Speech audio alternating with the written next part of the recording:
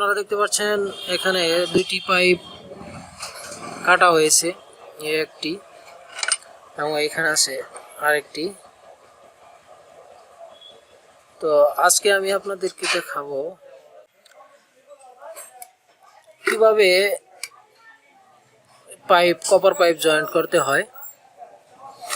তো 3/4 সাইজের যে পাইপটা আছে এটা এখানে, এই পাইপটা জয়েন্ট করতে হবে। আপনার প্রথমে যেটা করতে হবে সেটা হচ্ছে আপনার যে কোনো এক সাইড পাইপের, এই দেখেন এখানে, তো এক সাইড আপনার ফ্লাইং টুলস অথবা এই নোজ প্লায়ার দিয়ে, এরকম নোজ প্লায়ার দিয়ে এইভাবে এইখানে ঢুকিয়ে এভাবে এটাকে ফ্লায়ার বানাতে হবে, অর্থাৎ একটু মোটা করে নিতে হবে যাতে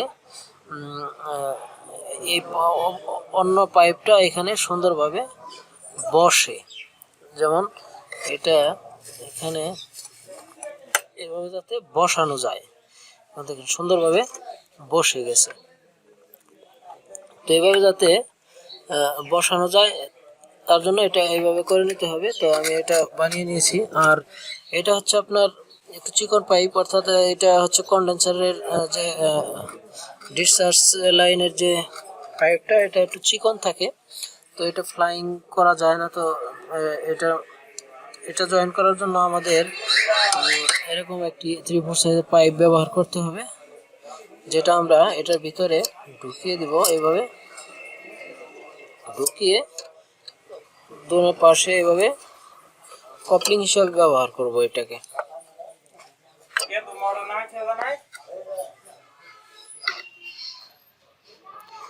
তো এইভাবে আমরা কপলিং হিসাবে এটাকে লাগিয়ে নেব এবং লাগানোর পরে আমরা এটাকে এখানে ওয়েল্ডিং করব।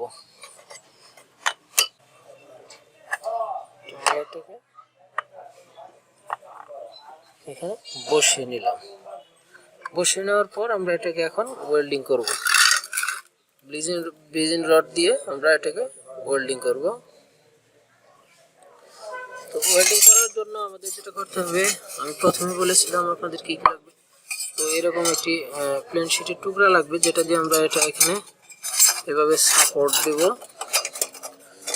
তো এভাবে সাপোর্ট লাগাবো। সাপোর্ট লাগালে আপনার হিটটা ভালো হবে, এবং যদি ভিতরে কোনো থার্মোকল থাকে তাহলে সেটার মধ্যে আপনার ওই ব্লোয়ারের আপনার আগুনটা এইদিকে যাবে না, অর্থাৎ হিটে নষ্ট হবে না। তো আপনারা এইভাবে লাগিয়ে নেবেন। এখন আমি এটাকে ওয়েল্ডিং করব।